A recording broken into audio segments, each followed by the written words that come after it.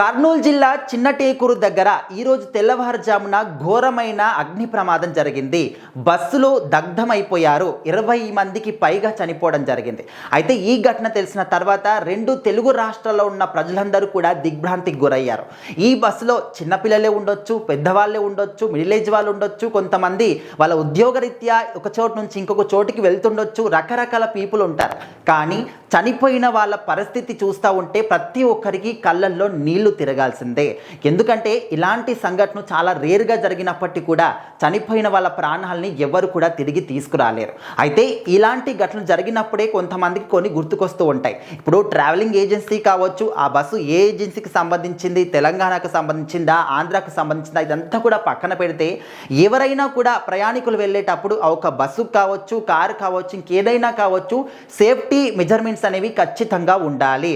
And ఇలాంటి ప్రమాదాలు జరిగినప్పుడే okay మేము అది చేస్తాము ఇది చేస్తామని మాటలు చెప్పడం కాదు, కంటిన్యూస్గా డైలీ యొక్క ట్రావెలింగ్స్ జరుగుతూనే ఉంటాయి. కాబట్టి డైలీ కూడా చెకప్ చేసుకుంటూ ఉండాలి. ఇక్కడ భద్రతా ప్రమాణాలు ఉన్నాయా లేదా, సరిగ్గా పాటిస్తున్నామా లేదా అనేది ప్రతి ఒక్క బస్సుకు సంబంధించిన వాళ్ళు సరిగ్గా చూసుకోవాలని చెప్పేసి AP deputy CM Pawan Kalyan గారు కూడా కొంతమందికి విజ్ఞప్తి చేయడం జరిగింది. అది ఓన్లీ ఆంధ్ర కాదు, ఓన్లీ తెలంగాణ కాదు, ఎక్కడైనా కావచ్చు. ఇలాంటి ట్రావెలింగ్ ఏజెన్సీ వాళ్ళు ఖచ్చితంగా భద్రతా ప్రమాణాలు పాటించండి దయచేసి అంటూ విజ్ఞప్తి చేయడం జరిగింది. అదేవిధంగా ఎవరైతే చనిపోయారో వాళ్ళ కుటుంబ సభ్యులందరికీ కూడా ప్రగాఢ సానుభూతి కూడా తెలియజేయడం జరిగింది. అండ్ ఎవరైతే గాయపడ్డారో వాళ్ళందరికీ కూడా మెరుగైన చికిత్స అందించాలి అని చెప్పేసి కూడా ప్రభుత్వానికి కూడా విజ్ఞప్తి చేశారు. ఆయనతో పాటు తెలంగాణ సీఎం రేవంత్ రెడ్డి గారు కావచ్చు, అండ్ ఇక్కడ కేటీఆర్ గారు కావచ్చు, ఇంకొంతమంది మంత్రులు కావచ్చు, వంగలపూడి అనిత గారు కావచ్చు, చాలా మంది కూడా దీనికి రియాక్ట్ అయ్యారు. ఎవరు ఏ విధంగా రియాక్ట్ అయినా, ఏ విధంగా సానుభూతి తెలిపినా కూడా పోయిన ప్రాణాలు మాత్రం తిరిగి రావు.